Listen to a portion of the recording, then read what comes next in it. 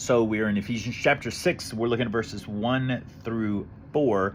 And we're going to look at 4 Greek words and their meanings in this passage, because Paul is continuing his thought and continuing his discussion about interpersonal relationships. He's talked about marriage. He's talked about how wives should respond to their husbands, husbands respond to their wives. And now he's talking about children and how they should respond to their parents. So the first thing he says is, children, obey your parents in the Lord. So the Greek word obey is this, and I can't even try to pronounce that, but it means to conform to commands. So obviously we know what the word obey means, but it means that you have to hear, you have to listen attentively, and you have to conform to their commands.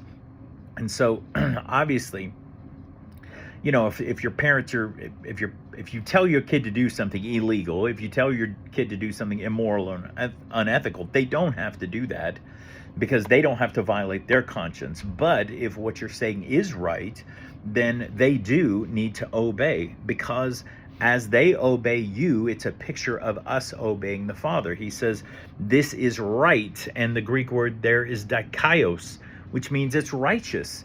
As children obey the right commands of their parents, it is righteousness towards God. Verse 2, it says honor.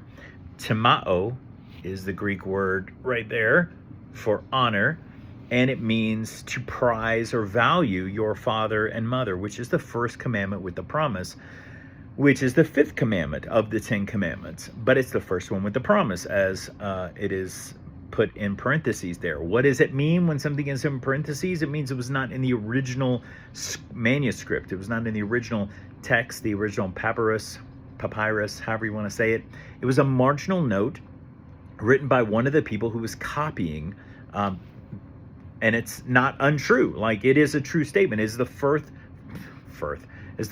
command with a promise, and it is the 5th out of the 10 commandments, totally. So it says honor or prize, value your mother and father, so that, verse 3, so that it may turn out well for you and that you may live long on the earth. That's the promise.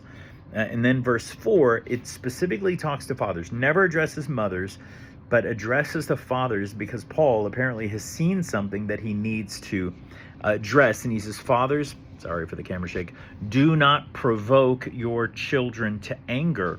The word provoke there is parorgizo, which is you're angering them. You're doing something specifically to pick at them. And so, like, you know, when you're a kid, especially if you have an older or younger sibling, you might have done this. So stop hitting yourself. And so you've got a hold of their hands, and you know, and it's intended to be playful and fun, but obviously you can do it too much. You can provoke your kids. You can, be mean to them. And so, and our family, like, our kids love April Fool's Day. They love to play pranks. And so we always give them some guidelines. All right, if you're going to do a prank, we don't destroy property. We don't destroy anybody's stuff or our own stuff. We don't do mean things to people. We just do fun things, funny things. And we all have a good sense of humor that day, and we don't take anything too seriously. But, we can provoke our kids by making promises. Hey, we're going to go to Disney World this summer, guys. And they're like, oh my gosh, we're going to Disney World. And then, like, as they talk to their friends, as they tell everybody they're going to Disney World, and then it comes a couple days before, and you're not packing, and what's going on? Why aren't we getting ready to go to Disney World? Oh, I was just kidding. Like, that would provoke them to anger. That would make them very angry if we did this. So fathers, and obviously mothers, don't provoke your children to anger. Don't anger them unnecessarily.